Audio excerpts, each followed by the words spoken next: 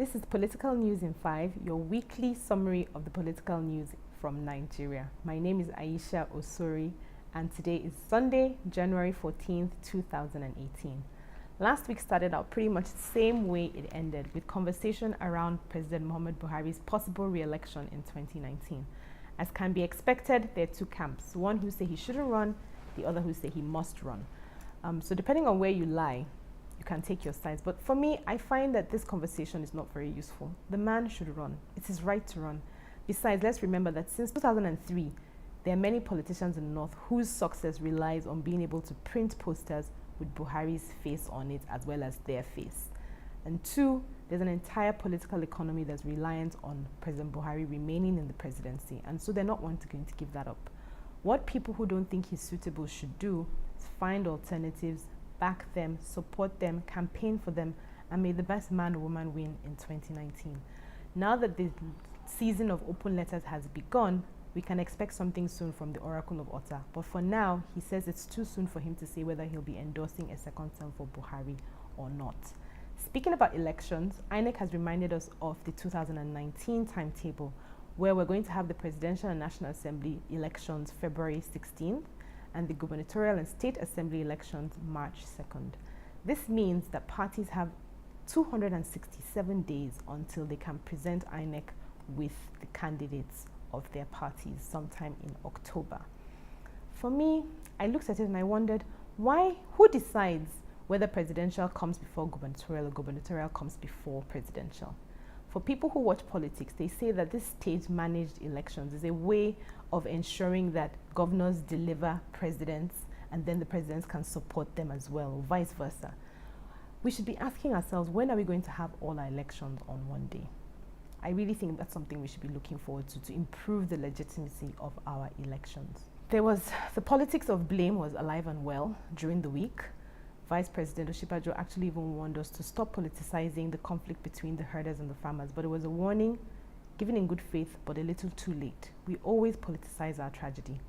If you say Taraba, somebody will respond with Benue. If you say Zamfara, somebody responds with Adamawa. The truth is people are dying all over the country, and we really need more to be done about it. We are all suffering, all Nigerians are suffering from lack of empathetic visionary leadership. That's the bottom line.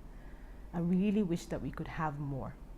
We pray for the departed to rest in peace, and we hope that the killings will stop soon. There was a judgment that gave me hope, reported last week, and it was about the court who said that PDP had to refund 4.5 million naira to Chike Madueke, who was an aspirant for the PDP ticket to contest the Central Senatorial seat in Anambra in 2015. The court said that what they found is that no primaries held. It was the usual anointment of the party's person. And because of that, Chike Madueke was robbed of his desire to have a fair contest. And so in that case, they should return his money. This is a great precedent, and I hope it puts all the parties on notice that if you're not going to hold primaries, don't collect the funds of people who have worked hard for their money. It also sends a message for me that we should all be aware of, that if we're not party members, it's going to be extremely hard for us to challenge the activities of parties. We need to be like Chike, join the parties, and when they do something wrong, take them to court and set a precedent. Fantastic work, Chike. Thank you. And in the States, we found that the heats for the gubernatorial elections for Ekiti in 2018, July 2018, have started, with Fayemi's posters flooding Ekiti. This means that the primaries are going to have to be determined by April this year, barely 4 months away. In Court of Appeal in Kaduna held that the election of one of the House of Representative members from Katsina was irregular and asked him to vacate his seat. And I'm thinking 3 years later, almost 3 years later, is he going to be able to refund all the salaries and allowances he collected? It's crazy. And in Enugu last week, there was a meeting themed Handshake Across the Niger by elder statesmen from the Southwest, Southeast, South, and the Middle Belt. Note, it doesn't say North Central, who met to talk about the need to restructure Nigeria politically. Now, what I wish this gentleman would have told us is what exactly they mean by restructuring, because this has become such an emotional word in Nigeria.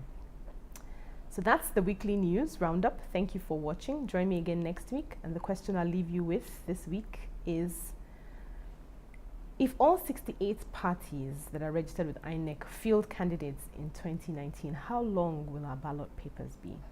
Think about it. Have a good week. Bye.